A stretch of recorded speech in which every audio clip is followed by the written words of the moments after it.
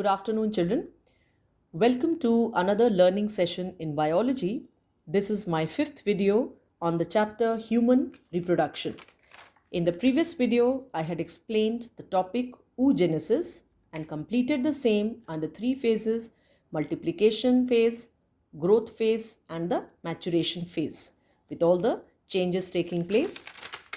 And here we had completed with the release, that is ovulation. Today's topic will be about menstrual cycle. Now, what is menstrual cycle? It is the reproductive cycle in female primates. What are female primates? The term primates mean those animals which have flexible hands and feet, a good eyesight, and a developed brain. So, what all animals come here? Monkeys, apes, and humans. So, this reproductive cycle in the female primates is called as menstrual cycle. It's a cycle of some 28 to 29 days, and in the middle of each cycle, one ovum is released from either of the two ovaries after 11 to 12 years of age in a female. What is this stage called? This is called as menarche. I had introduced this term already, children. So let me quickly just revise this. The term I gave in the previous video was menarche, which means appearance of first menstrual flow in a girl at around 11 to 13 years. So this continues up to a stage of 45 to 50 years when there's a permanent cessation or stoppage of menstrual cycle. And after this menstrual cycle stops, the female will not be able to produce children. So this is what we are going to study, the details of this cycle. The entire details can be studied under four phases. First, menstrual phase.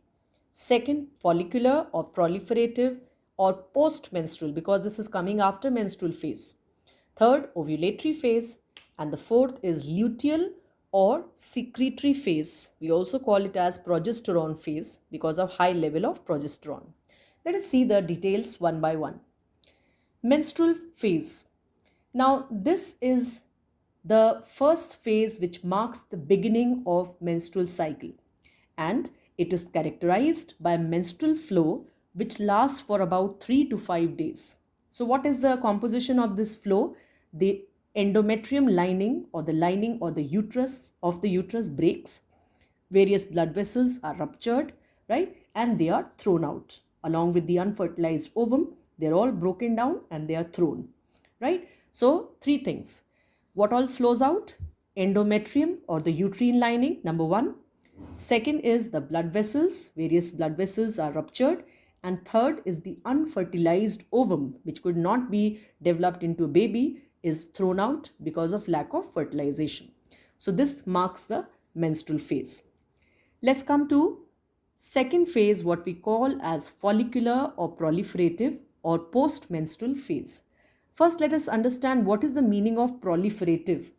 The term means to multiply or to increase in number rapidly.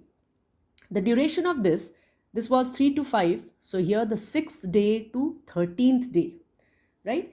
And it is characterized by some important events like, number one, the primary follicle grows into a mature Graafian follicle. In the previous video yesterday, I showed you what was primary follicle.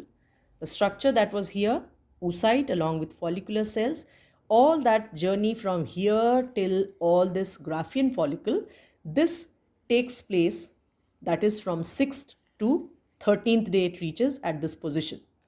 Alright.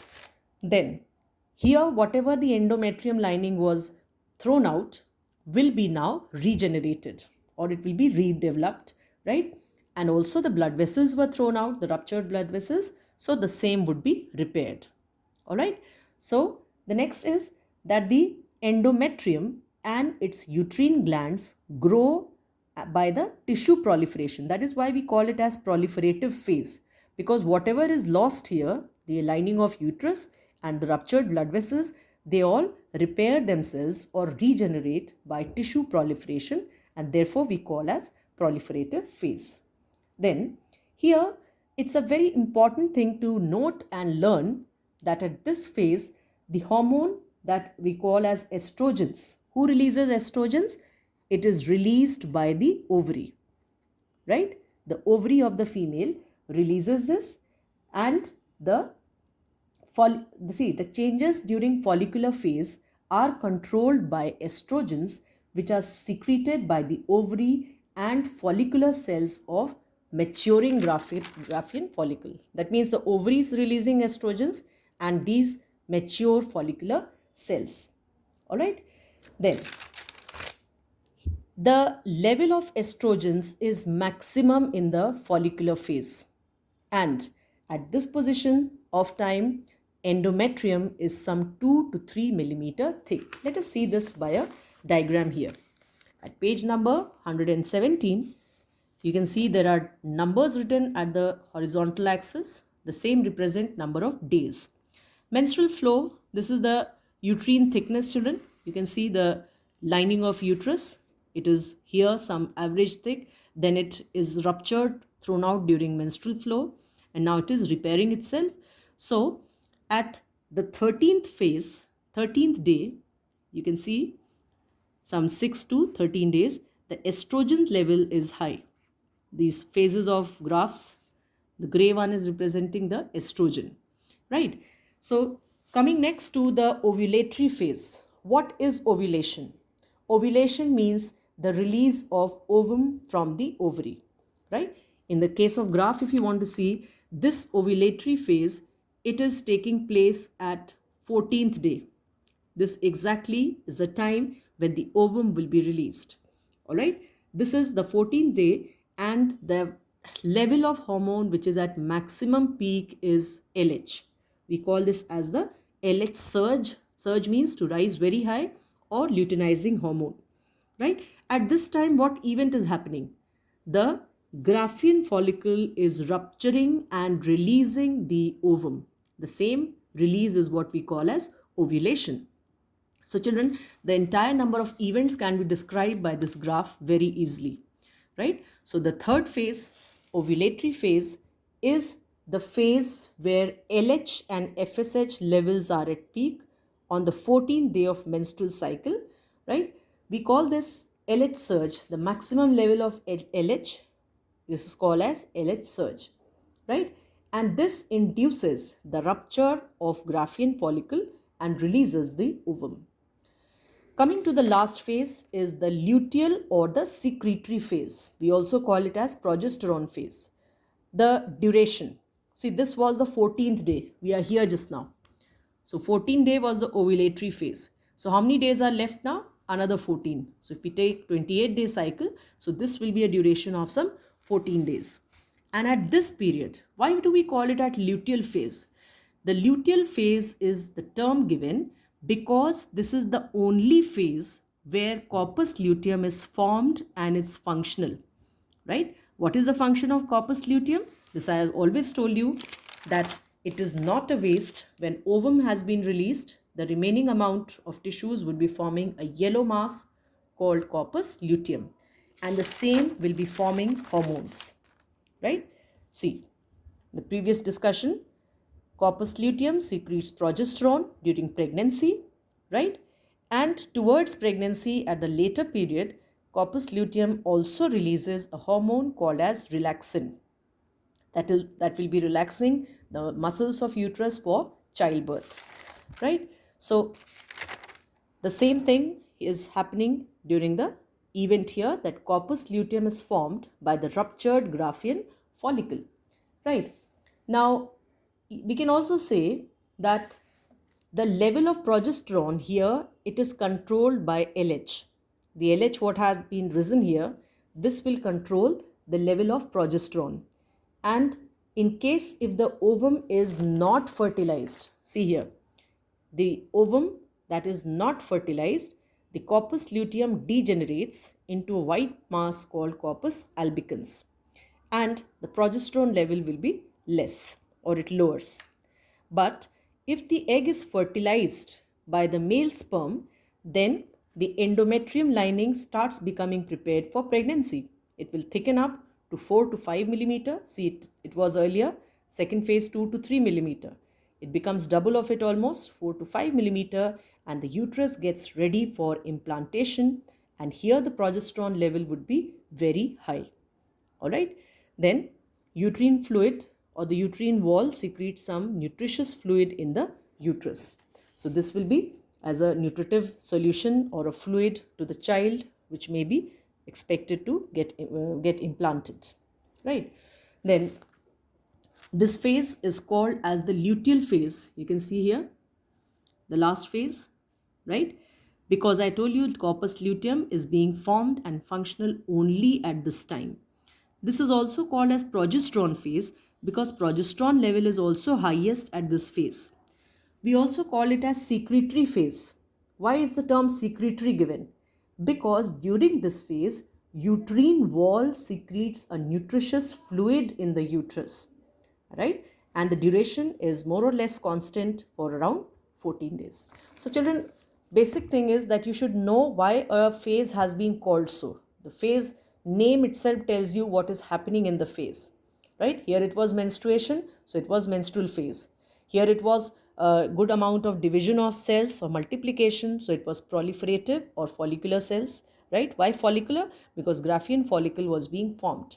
Why this was called ovulatory? Because ovulation takes place some around 14th day, right? Or a period of LH surge.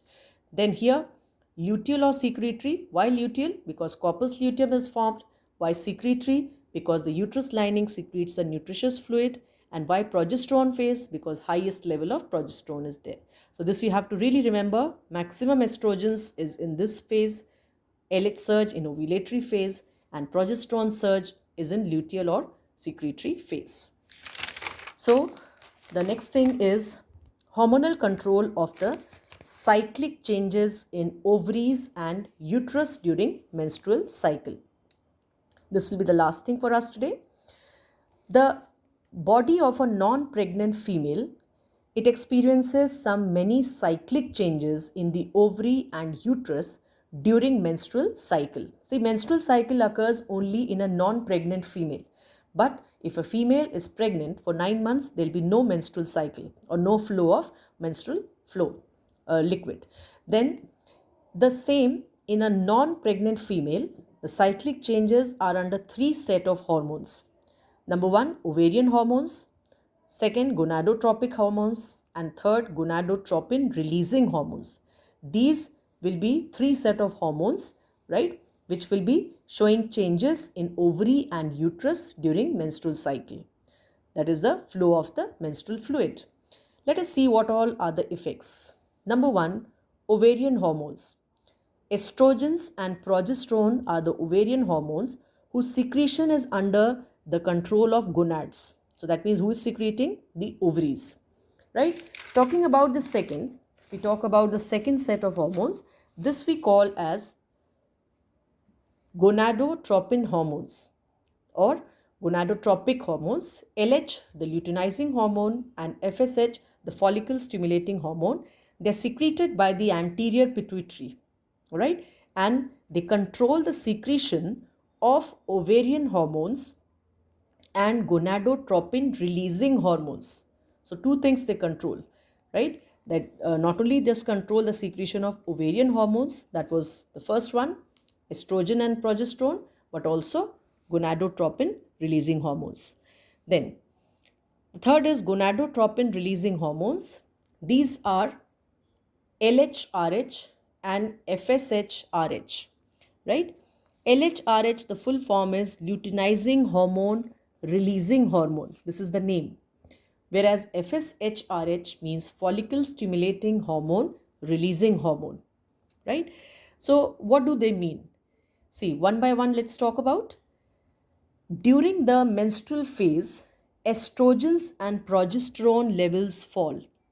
This causes an effect on these two hormones, that is FSH and LH, they start getting secreted. Once again, during the menstrual flow, just now here I told you that if the menstrual flow will be there, right, the progesterone level would be lowered. All right. So you're talking at this place, the same progesterone level and the estrogens which fall, this causes the secretion of FSH and LH hormones, right? Who was secreting these? The anterior lobe of pituitary. Now, the increased level, so this when increases FSH, this stimulates one or more primary follicles to start growing and stimulate follicle cells to secrete estrogens, right? So see, one hormone is affecting the other. This was affected by estrogens and progesterone levels which were less. Then high FSH induced follicle cells and the primary follicles was growing to secrete estrogen. So estrogen which was less here, now it rises here. So estrogen surge induces LH surge within 12 hours. One hormone affects the other in a way like this. All right. So estrogen surge will introduce LH surge, and finally LH causes ovulation. Right. So you can see how the journey started from here and ended up at ovulation in a non-pregnant female. So these are all the cyclic changes that you will understand and learn the hormones and their effects on each other, right? That if FSH is high, right, what is it going to do? It will secrete more estrogens. If estrogens is high, it will increase the amount of LH and therefore ovulation would be caused. So the same thing is given in your book, page number 118, children. The hormonal control of female reproductive system. Hypothalamus, you can see how it's affecting the anterior lobe of pituitary. The same secretes FSH and LH and then estrogens, and how it is the positive feedback to increase their secretions or a negative feedback to decrease the same. That's all about just now. Read these two pages carefully, children. Page number 116 and 17. I'm sure you should be able to understand, right? And these notes should be written like this. 2 pages I am going to send. Number 1 and number 2 here, right? So that's all for just now. In case of any queries, you're free to ask in the WhatsApp group or on the Google Classroom. Thank you.